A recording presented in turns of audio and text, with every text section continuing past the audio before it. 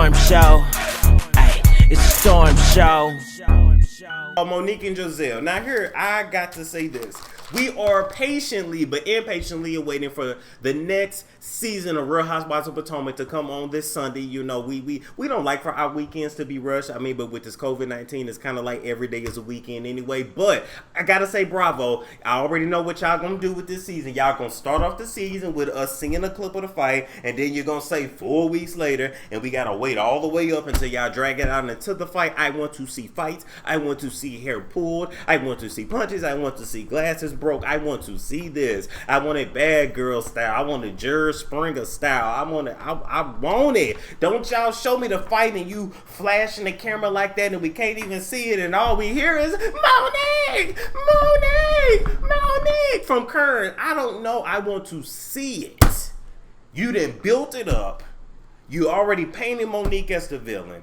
She gonna have to carry this for the rest of her life. So if she gonna pretty much carry this season and carry these other hoes that are boring, we can at least see the fight. Now, with that being said, Gizelle has had a lot to say.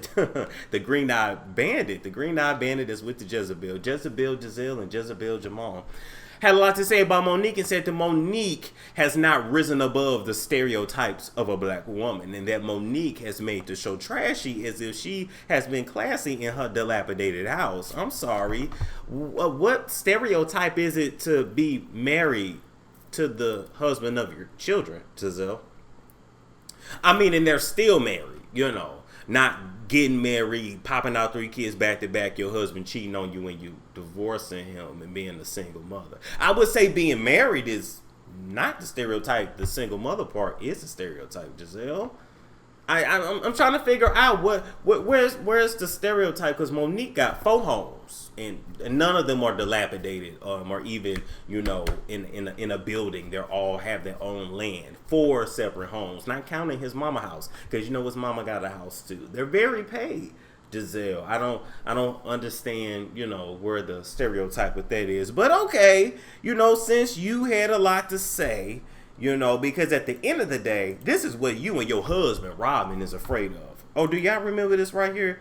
This is when Monique and Robin was finna get into it outside of Karen's party. Now, some backstory behind this incident is that Karen had actually kicked all of them out. Monique thought that Robert and Ashley and Jezebel was coming to jump on her, which is why she was defensive, but she wasn't. But even in this instance right here, Robin, you got booked. You stood up for your wife, Gizelle, because you are the husband. You do suck the ass. You eat all the shit. You kill all the roaches. You go get the burden of somebody there. You do all the dirty work, and she don't even. Have y'all even seen the conversations between Gizelle and Robin? Gizelle is talking and Robin is listening. It is literally man and wife. Maybe that's why ain't no man wifed up Gizelle, because they like, shit, you already married. You married to Robert. You know, the same one that, you know, her man didn't even want to get back with her until she made the money back. Let's talk about Robert Dixon really quick. Robert, you was married to Juan. You lost all Juan's money investing it with his friend after he told you not to. The friend committed suicide, so you can never market stomp him to feel better. Y'all never got no closure after that. Your money was just gone. Y'all went completely broke to the point of having to. I mean, they went hood with they shit. Taking cold showers and warming up shit on the stove to put in the tub. That's project shit. But they was together and they was a family. Although my ass would have went and got 2-3 jobs to prevent to getting my lights cut off. I don't give a damn how high I get. Praise the God, we keep rising. I ain't never too good to feed my family, go get a regular job. Storm, ain't you from YouTube? What you doing here at this call center? Same thing you doing, trying to eat. Like, it ain't no shame in my game, but I guess it was for you. And I mean, hopefully the cold showers was worth it. And so then, you know, at that moment, Juan had pretty much decided he was never going to marry you. He was just going to fuck you because nobody else wanted him after that, you know. I mean, they would go back and forth with him. You know, Juan ain't no bad looking guy, so he could get a hoe, but ain't no hoe trying to, you know, scoop him up for real.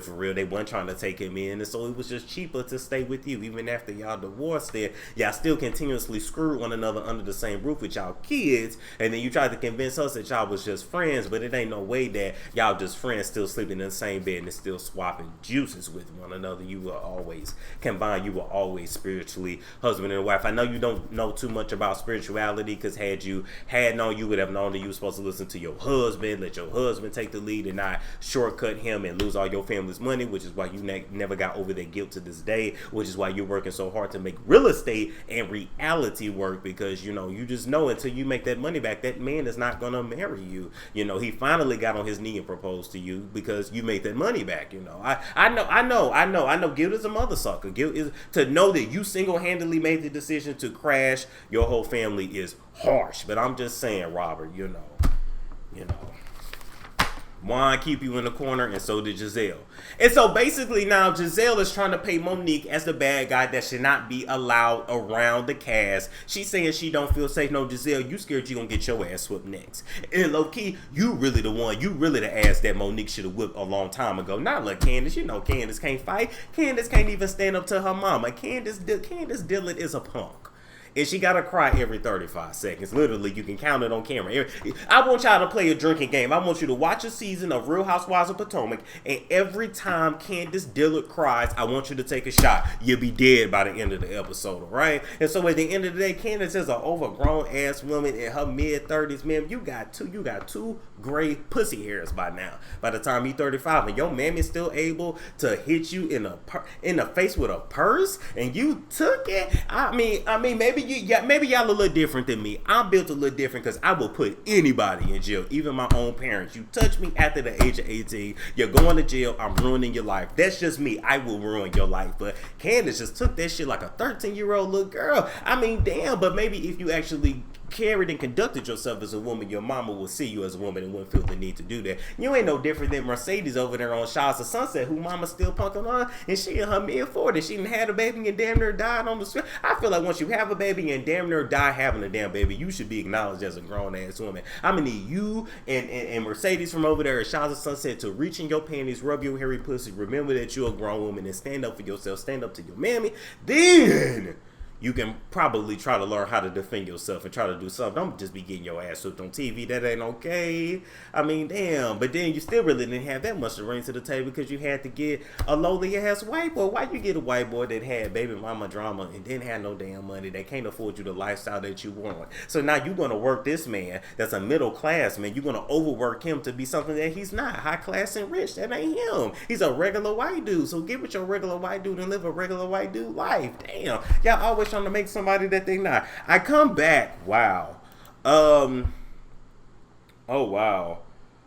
Oh jeez. I think I went on a tangent.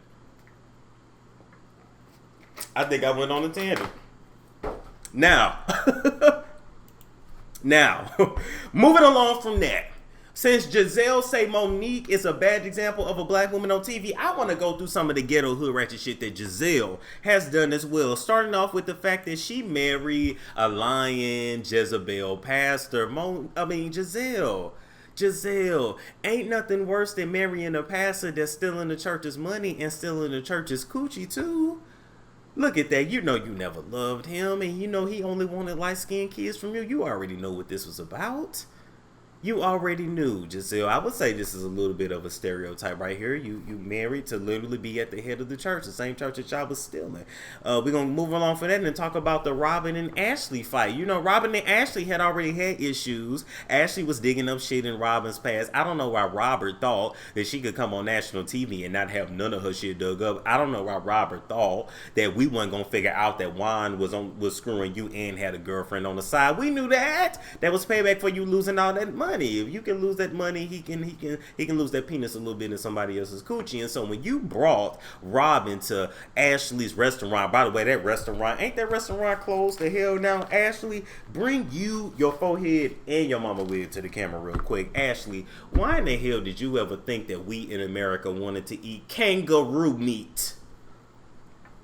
Ashley, It's an Australian thing. You probably should have actually kept it in Australia, or you should have said it was Australian and then still gave it American foods like Olive Garden does, because we know Olive Garden is not real Italian food. You know what I'm saying? We know Qdoba is not real Mexican food. Like, we know this. Taco Bell ain't either. And so, you got that white man there that had opened 54 restaurants, and he couldn't tell you that. But the white and black people in these United States do not want to eat kangaroo. We ain't never seen no damn kangaroo. We literally don't even know what it is if it wasn't for Steve Irwin over there hopping along and shoving his hands in they pouches, they slimy pouches. Why would you do that shit? That was a waste of fucking money. You'd have done better off. You'd done better off opening a soul food restaurant or something. Moving right along. I was gonna say you've been better off investing in your mama, but that's a bad investment too, because she don't want to work. Okay, so moving right along from that fight, because you brought Rob in there to fight Ashley, and if Ashley would have felt like putting hands on Robert, that would have been a hell of a fight. I would have lived to see that shit. We're gonna move right along and talk about Kern's tax day. Y'all remember when Gizelle wore this t-shirt? Oh, look at her husband right by her side. Every time Gizelle is in some shit, Robin is right there by her side. The husband doing what the husband does. Nodding along, agreeing with everything. Yes, dear. Look at that. Robert was meant to be a husband, not a wife. And so on the back of your shirt, you put free Karen, free Uncle Ben. By the way, that was a little colorist to call him Uncle Ben. Why you call Karen's dark-skinned husband Uncle Ben? Now, he do got some bug-ass eyes, and I mean, he don't look like Uncle Ben, no. Petunia looks like Uncle Ben. But why would you put that on the back of your shirt when the man that you laid up and had 3 kids is as black as the black Bill Gates? They the same skin complexion. I don't know why you think they any different. And ain't none one of them cute. So don't try and lie and say he cute, because he not. Your relationship was the Beauty and the Beast, and we know that, Gizelle. And then at the end of that, you put tax reform. And I was trying to figure out, but damn, that was pretty ratchet of you to do, especially to your friends, especially to another black woman, to put them down because they owe millions in taxes. Now, Gizelle, I want you to come to the camera, because I know you weren't used to paying taxes, because you used to getting that tax-free scamming money out the church. You used to telling people, give your money to me, and then I can pray to Jesus, and then Jesus can pray blessings down on you while they can't pay. Your church members was living like Robert and Juan, and you was trying to take the donations to live like, the black Bill Gates and Karen, but it didn't quite work. So I know if you ain't never paid taxes, if you use, to your shit being a charity, need low key, you want to solve the tax problem, the economic problems in America, just start taxing these churches, but they'll shut all that shit down. Moving right along from that, remember when you acted like a ghetto hood right up in Sharice's house? Now, Sharice, I kind of want you to come back a little bit. I kind of want you to grace us with your presence, but I want them to sprinkle you in as a friend. I don't want to see you every day. But remember when you came to her house with your queen and you use every damn body. You use your queen to come in there and act like 2 ghetto hood rat fools, stew shit around the lady kitchen, and you was looking at you didn't get slapped. That really wasn't a good representation of a black woman. That was somewhat of a classy event. Because yes, you can eat crabs. You can eat crabs, have crabs, and still be classy. You just got to eat the crab and suck and keep your pinky finger out. You acted a damn fool. Moving along from that, remember your husband Robert, when she was trying to sell that house in Baltimore that she renovated, she gave her last dime. Everything was on the line for her. She had to scrape all the nickels and pennies and the dollars, all the COVID coins out from under her couch and the little piggy jar she got in her room, and that little drawer you got in your damn car that got weed. That got weed roaches and coins, or maybe I'm talking about myself. You sat there and took Robert's open house. You took it as an opportunity to confront Monique about something that was not important. In addition to that, Monique was pregnant. Something that you wish you was and wish you could probably get pregnant again. See, she was pregnant and happy. See, her husband ain't cheating on her while she pregnant. She ain't got to worry about the Jezebel spirit being put inside her pussy and going to her baby. That's why you really was mad, and you took the opportunity to come right into the house and go right at Monique. I'm just saying, you didn't give a damn about Robert then. You didn't give a damn about a black woman image. You didn't give a damn about shit but yourself. And so, Gizelle, you are completely self-absorbed, self-conceited, and you're absolutely fake. And I want to let you know you were absolutely past your prime. Your light-skin privilege ended at 32. You and Nicole Murphy. Y'all different ages all up and through y'all face. You put your facial products here, but you forget your neck. I'm just saying, something's wrong with you when these men come around and then they just leave you at the drop of a dime. They don't even leave a voicemail, a text, an email, or nothing. Usually a nigga send a text and say, I'm gone and they never coming back. Your niggas just ditch you and bounce, and you feel like if you date ugly dudes with money that they would want you as a trophy, but you know it's nobody asking you to be their trophy, but your ex-husband with the Jezebel spirit. And so you dare say now you want to go back and marry you want to go right back into the frying pan? That don't really seem like a good message to send out to black women. We telling black women they deserve to get cheated on. We telling black women to steal money from the church. We telling black women to deal with a dude that's having babies on them. So that, what? Giselle, you're not one to judge anybody, sweetheart. And before you judge, you know what? I'm not gonna go there and say that. Do y'all understand what I'm saying? Do y'all get what I'm saying? She's no man's trophy. Nobody is gonna say, yes, I want that on my arm. Yeah, that's me right there. I mean, maybe on her back or her side or her knees, but that's it. Did y'all see when she goes to the NBA draft, the NBA All-Star weekends, and she tries to dress up and she wears 3 pairs of Spanx and body shapers and tries to compete with the 20-year-old girls? You can play your role, stay in your lane. That ain't you, boo-boo. That ain't you. And you're gonna always hate Monique. Monique got everything you got. Monique is everything that your life should have been in your eyes. You like, damn, I'm light skinned, green eyes, red hair. I'm supposed to have the 4 houses. I'm supposed to have the husband that only want me. I'm supposed to have it.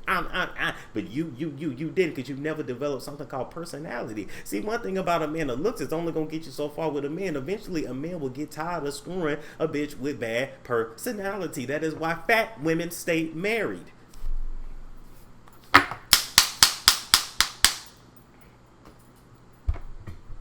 I ain't even gonna talk about the fact that you used to brown skinned and dark skinned women, you know, bowing down to you, and you know, you the leader of the girls, you the leader of the pack, and putting you up on the pedestals and playing in your hair. It ain't even your hair. Don't try. I know you try to make us believe that it's not, but we seen you at the hairdresser have your hair ate up and gone, just like Naomi Campbell's. It's not yours. It's died and it's over processed and it's never coming back to life. But I'm here to let you know.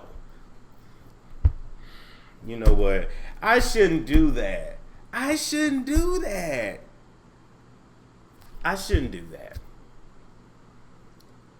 Giselle, why you think fat women stay married? Why you think unattractive women get men and stay married? Because they got heart. They cook for their man. They humble. They sweet. They're nice. They have good personalities. They know how to manage money. Everything you don't. Stole money from the church for 20 years to be buying a dilapidated ass house. Man, bye. They said Giselle used to haze people in college. Oh, I bet she did. She strikes me as a pretty girl that acted tough, like had a lot of mouth, but kept other girls around her that actually knew how to fight, because she didn't. Now I'm going to turn the show over to y'all. We can talk about whatever y'all want. It's Storm Show. It's a Storm Show.